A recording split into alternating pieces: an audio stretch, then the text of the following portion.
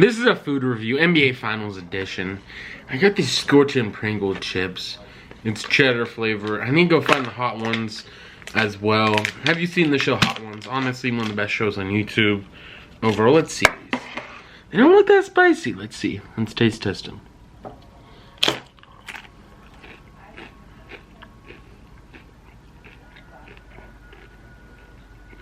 So far in the spice level, I'd say probably about like a 1.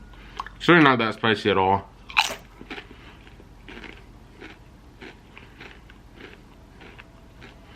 I wouldn't call these flaming hot at all. It's really only on like the sides of the chip. And texture, it's a Pringle. I give it around 9. Spice level a 1, like I said, but it's Pringles. I'd give it probably a 9.0 out of 10. Just because, honestly, I like Pringles a lot. Overall, it's a good chip, but really not that spicy. Let me try another one. Make sure it wasn't a fluke chip. Let's see if it's spicy.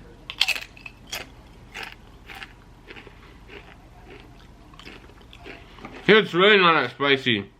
It's not even like as spicy as like chili powder or anything like that. It's underneath that. On a Scoville level, it might be like an 1,000, which is like jalapeno. It's less than jalapeno. Not that spicy at all. And I don't know, I don't really recommend it. I opened these on accident. Kinder Bueno. Honestly, look pretty good. Let me try them. Let's look at the packaging. Those who don't know, Kinder is a famous egg company.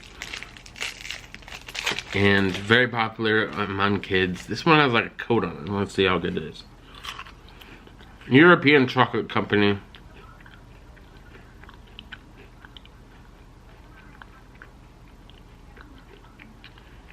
That's good. It's like white chocolate. It says it on there, but overall it's good. I would say it's probably 9.3 out of 10, somewhere around there. Definitely a good chip. Definitely a good candy bar, I mean. Overall, I would recommend it. And I think you should try it. Honestly, a lot of people should try the Kinder Bueno regular, because I think the regular is actually better. I feel like the white chocolate has kind of an offsetting taste compared to the other one. But overall, what do you think? And what kind of other food do you want me to try? Maybe in the future, I'm going to have a maple syrup Pepsi. Might have to do that one of these days. Get that from Isaac. Honestly, let's look at this. The NBA Finals this day. Honestly, a great overall game. The final score was Celtics 120, 208 Warriors. The Warriors just came out, they came out insane from 3. I think Steph Curry had like 21 points in the first half. He was honestly shooting the ball very well. But then in the second half, they really just became stagnant. Especially in like around the second quarter mark, they really just kept missing shots. Jason Tatum honestly played horrible. He really didn't shoot the ball that well. I think he was like, he had like 16 missed shots. Honestly, not that good. He only had 12 points. Al Horford really carried the team. 26 points. He was shooting the ball very well. Derek White had a great game as well. 21. Jaylen Brown had 24. Honestly, a great game coming from him. Andrew Wiggins had 20. Kevin Looney had 4. Klay Thompson had 15. And Steph Curry had 34. 34 is honestly a great impressive performance for Steph Curry. I feel like overall it's really not the blame is on him at all. He really just played as great as he could offensively. And I still feel like the Warriors are going to win in 6 or 7 games. I feel like this was one time occurrence. But it was really looking like they were going to win the game. But then the Warriors, then the Celtics just went on a crazy run that really changed the game. They were shooting 51% from 3-point field goal. They really couldn't miss at the end of the game. And the Warriors, they just really kept missing free throws as well, 73%. Hopefully the Warriors can find another solution at the end. I feel like someone else needs to step up, either in Jordan Poole or Klay Thompson, to really help Steph Curry overall. I feel like that's the main thing. In the third, with 5.6 left, it was an insane comeback, 78-92. And the final score is 120-108. Honestly, very impressive for the Celtics overall. How that happened to them. But what do you think about this? And were you watching the game? Honestly, I feel like a lot of people probably were. Al Horford was playing great. Let's pull up his stats real quick. From the 3-point line. Let's see. He honestly had a great overall game. And these are all the predictions for all the analysts on ESPN. Let's see who they chose. Stephen A. Smith's prediction is MVP Stephen Curry. I definitely do agree with that. And he has champions the Warriors. Richard Jefferson, he is the Warriors champion MVP Steph Curry. I feel like most people pick the Warriors, have Steph Curry winning it, which honestly I do agree with that. Shine WNBA player, I don't really know how to pronounce the name. Her is actually same as everyone else's, Steph Curry and the Warriors winning it. Kendrick Perkins, NBA Finals pick, he is a Celtics champion. Jason Tatum MVP, really not surprising just because he played for the Celtics, so it's overall not that surprising. That's what I meant. Yun Miskus, honestly, NBA Finals pick, he has the championship as Steph Curry. Honestly, I agree with this. I think that's overall a good pick, Steph Curry. And that's really the consensus if you pick them. Honestly, very good news today. LeBron James is officially a billionaire. Just a kid from Akron to now a billionaire. Overall, just very impressive. And he's the first active NBA billionaire in the history of an NBA. ESPN Plus posted this. These are the 5 most important players in the NBA according to the finals. According to Kevin Pelton, number 1 is Steph Curry. Given Curry's central role of the team, this late incarnation of the Warriors, it seems like unlikely anyone else would win MVP if Golden State Warriors claims a 4th championship in the Curry era. I definitely do agree. Number 2, Jason Tatum. Tatum, who already earned an All-NBA first-team honor, had a chance to firmly solidify himself in a superstar territory. That is definitely true. I feel like a lot of people will probably put him there. The Celtics were really just moving the ball very well throughout tonight. Number 3, Andrew Wiggins. During his first playoff run with the Warriors, Wiggins had passed every test. Another big one awaits as a primary defender against Tatum. It's honestly to be a tough task, but Tatum really didn't have that great of a game tonight, so overall he can hopefully keep it up. Number 4, Jaylen Brown. No player in this series has wilder gulf between his best and worst moments since Brown, whose ability to create his own shots has been a big factor in Boston reached the finals. Honestly, I disagree with this. How is his best and worst moments? I don't know if you really should highlight it like that. Honestly, Jason Tatum had way worse moments in today's playoff thing. So overall, I probably wouldn't do it like that. Number 5, Draymond Green. In this series, Green will be responsible for protecting the paint when the Warriors go small and ensuring the playoff offense runs smoothly. That is true because when they go small, Kevin Looney will most likely be out. And he's really a difference maker. How it started. An NBA Finals record 6 threes in the first quarter for Steph Curry. And then how it went, 120 Celtics to 108 Warriors. Honestly, that was pretty insane. That got outscored by 24 in the fourth quarter. They really just didn't show that up. Honestly, a lot of people are mad about this. I don't really know why. ESPN and Escape. Mark Jones, Mark Jackson, and Lisa Salters will be the first announcing crew for ABC tonight in Game 1 of the NBA Finals. And we'll be the first all-black TV announcing crew in the Finals history. A lot of people are mad about this, but the reason why they have to highlight this in general should show you why they have to highlight it. This was the first time it ever happened, and people were honestly just mad in the comments. I don't really know why when it never happened before. And honestly, some of the best announcers, Mark Jackson, probably one of the best NBA announcers. Most people were saying, no, they wanted Mike Breen to be there. He couldn't have been there in general. I'm pretty sure he had COVID or something like that. So that's the main reason why. But overall, what do you think? This is the top 40 QB countdown. Let's see. Let's look at this top 40 QB countdown.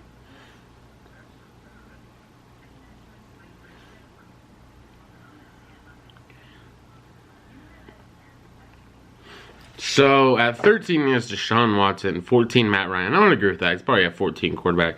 15 Ryan Tannehill, 16 Kirk Cousins. I don't know if I would rank him that high. I'll probably put him at 20. 17 Baker Mayfield, yeah. 18 Mac Jones, yeah. 19 Carson Wentz. He's definitely not 19. He's probably like 25. 20 Jimmy Garoppolo. 21 Daniel Jones, agree with that. 22 Zach Wilson, agree with that. 23 Justin Fields, yeah. 24 Trevor Lawrence. 25 Jalen Hurts. 26 Jameis Winston. 27 Mitchell Trubisky. 28 Marcus Mariota. Number 29 Tua Tagovailoa, I agree with that. 30 Jared Goff. 31 Trey Lance. 32 Sam Darnold. 33 Geno Smith. 34 Tyler Huntley. And 35 Davis and Mills. How does Tyler Huntley even make the list? I don't even get this. He's better than some starters, honestly. 36, Tyrod Taylor. 37, Gardner Minshew. And 38, Teddy Bridgewater. And 39, Kenny Pickett. And 40, Drew Lock. Honestly, that's kind of disrespectful to Kenny Pickett. You really haven't seen him play an NFL game. You already put him at one of the bottom of the barrel at the quarterback position. Honestly, kind of disrespectful in my opinion. But what do you think? Where would you rank him overall? And where would you put him around 1 through 30 per se? Only 2 players in the history of the NFL have more rushing yards than Frank Gore.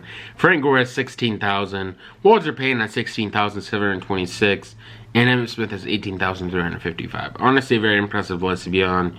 He's definitely a Hall of Famer. There's no question that Frank Gore isn't a Hall of Famer. And I don't know how you would disagree. Honestly, Kevin Durant signed on some media members. Kevin Durant gives his opinion on NBA media on Twitter. My theory is guys like Steve, Skip, and Shannon have changed the game for the worse. Honestly, I disagree with this. I think they've helped in general. I feel like showing your opinions on live TV is definitely a change from what it used to be. Before, you really just like gave the rundown of what happened in the sporting world. You really couldn't give your opinion. I feel like I like when they can really say what they want to say and really just generalize their opinion. Like, I don't agree with what he's saying at all, and I don't think you should really. A lot of people were saying Kevin Durant was soft in the comments. Honestly, I agree. I don't know why he was so mad about it. Really targeting every NBA debate person or anyone who debates sports in general, saying that they changed the game for the worse. I don't really think that's true. The media has already been doing stuff like that for years, criticizing players. It's really no different. It's just more of a TV platform. NFL, NBA comparisons. Let's see. Los Angeles Chargers, the Clippers. I would definitely say I would agree with that. Los Angeles Rams, Los Angeles Lakers, very similar, but the Rams are a lot better. Cleveland Browns, New York Knicks. Honestly, I agree with that. And the Knicks have been garbage for a couple years. I agree with that. And so is the Browns. KC Chiefs, the Golden State Warriors. That's definitely an agreeable one. Could be a dynasty for the Kansas City Chiefs, but the Warriors are already a dynasty. Steelers, Celtics makes sense. Just because similar, I have the most championships with 17, tied with the Lakers overall. And then you have the Steelers, won the most with 5. Carolina Panthers and OKC Thunder. Honestly, I agree with that. I think that's a pretty good list overall. And where would you do it? QB's name the DB they hated playing against the most. Tom Brady, Ed Reed, Aaron Rodgers, Charles Woodson, Patrick Mahomes, Jalen Ramsey, and Josh Allen, Tre'Davious White. Tre'Davious White's on his own team, so I don't really know about that. But Ed Reed, definitely good. Definitely a hard person to play, I think.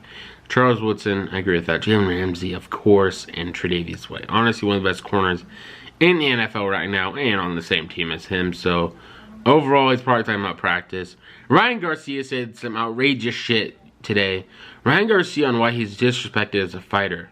I think it's honestly because I'm handsome. Honestly, I think they're envious. It's kind of, how do you say it, but fuck it. It's not true. It's true, I'm handsome, and they hate it. Honestly, this is so dumb to say. I feel like they overall hate you just because they really see you as a social media fighter like Jake Paul. They really don't take you as serious as they should. And he really just gave him that much of a reason.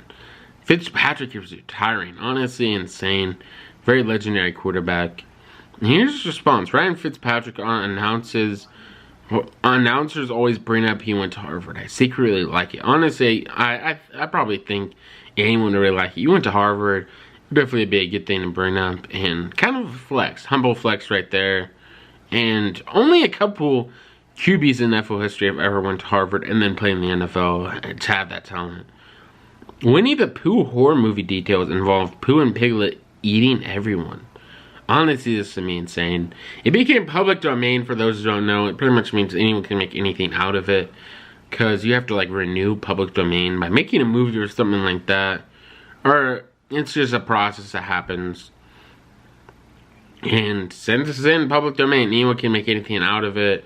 Sherlock Holmes has been in public domain as well. So anyone, if they want to, can make a Sherlock Holmes book or something like that, for those who don't know. And have you seen Stranger Things new season, season 4? Honestly, a great overall season. And I can't wait for till July when the next episode comes out. Vecna has honestly been insane. And what song would you have to play to pretty much get you? I don't want to give it away, but you know what I'm saying if you've seen it. I don't want to get too much into that. But what do you think? Honestly, Coco Gauff said peace and gun violence. Honestly, a lot of people were mad in the comments saying she really didn't do that much, or gun violence ended just because she wrote it on the camera. They were very mad about that. At least she's saying some sort of message. You haven't been saying anything. People in the comments, they're really just overall mad saying that. Why doesn't she go do that in Chicago? And all this other stuff, saying all this shit. I don't really get it at all. Really just making up excuses. And overall, if someone wants to try to get a message out there that's positive, why are you hating on it? And all it really takes is see someone change something. But overall, I would say the way to change gun control would probably be something to do with NRA. Maybe not allowing politicians really take lobbyist money. That could change a lot in my opinion. This is Sports Illustrated via Adam Schefter. We haven't traded him, and I'd be a fool to trade him. So yes, Deebo Samuel will be part of the 49ers this season. 49ers GM John Lynch on Deebo Samuel. What do you think about that overall? And do you think he's going to stay as 49er, or do you think they're going to trade him? CBS Sports May 15th. 24-13 record, third best in the MLB for the Angels. And then since then, 3-12 record, worst in the MLB. Honestly, they've had some shitty years. Really wasting Ohtani and Mike Trout's primes by really just playing shitty the whole year. Honestly, insane. Steph, abnormally, he's different than anything we've ever seen in the league. He's not Allen Iverson. He's not Isaiah Thomas. He's not Richard Hamilton. He's not Ray Allen. He's not Reggie Miller. He's like a mix of all those guys. And we've never seen anything like him before. Draymond Green on Steph Curry. Honestly, I agree with that. I would see some Reggie, Ray Allen, Hamilton. I definitely do agree with all he's saying. But what do you do? What do you think? This is top 32 quarterbacks leaked for Madden 23. Let's see. Number 1, you have Patrick Mahomes. He's a 99. Number 2, Aaron Rodgers, a 98. I agree with that. Number 3, Tom Brady, 98. Number 4, Josh Allen, 95. I agree with that rating. Number 5, Lamar Jackson, 92. I'll probably do that. Number 6, 90, Justin Herbert. I'd put him at 92 as well. Number 7, Russell Wilson, 90. I would say he's somewhere around 91. And then number 8, Dak Prescott, 89. I feel like he's an 87. And in disrespect, number 9, Joe Burrow, 89. You don't have him ahead of... Dak Prescott should definitely be behind Joe Burrow. Honestly, I'm putting Joe Burrow at 92. Number 10, Matthew Stafford, 87. I agree with that. Number 11, Kyler Murray, 86. I'm putting him 84. Number 12, Deshaun Watson, 86. I agree with that. Number 13, Derek Carr, 85. I agree with that. Number 84, Ryan Tannehill. I'm putting him at 82. He's honestly not that high up. Number 15, you have Jalen Hurts, 82. That's honestly a great rating for him, but I'd put him at 80. Matt Ryan, 81. 17, Kirk Cousins, 80. Mac Jones, 79. Baker Mayfield, 19 at 70. Honestly, it's disrespectful. I would say he's at least an 83. Number 20, Jameis Winston, 76. I think he's a surprise to a lot of people. I don't honestly have him at an 80. 21, Jimmy Garoppolo, 75. Keep that rating. 22, Trevor Lawrence, 75. Kenny Pickett, 74.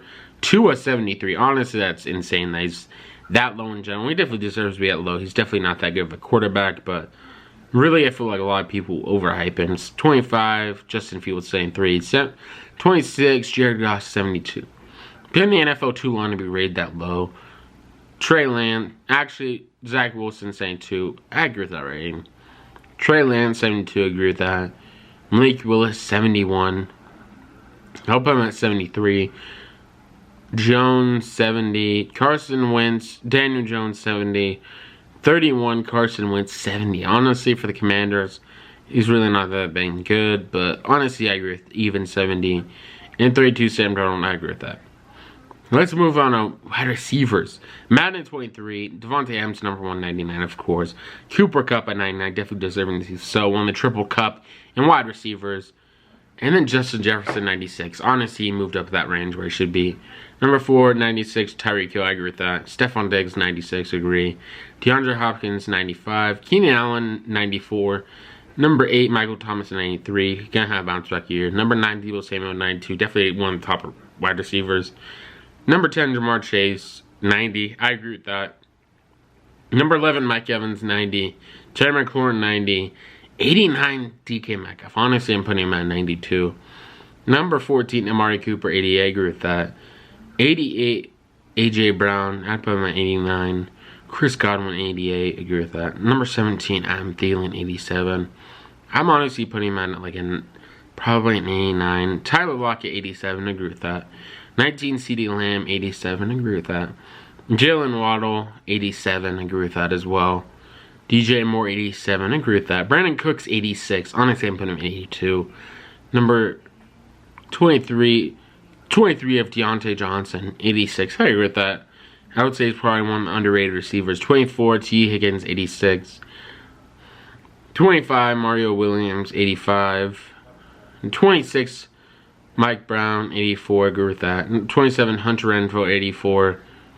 And 28, Devontae Smith, the slept-on running back, 84. Odell Beckham Jr., 84. Michael Pittman, 82. Agree with that. 31, Robert Woods. Agree with that. 82.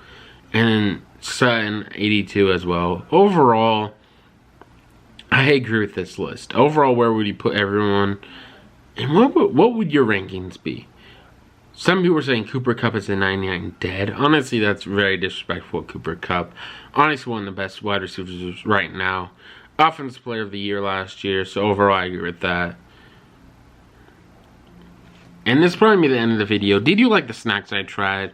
And are you going to be subscribing? I know this is kind of a long video. But overall, was it worth it to stay tuned and watch the whole thing?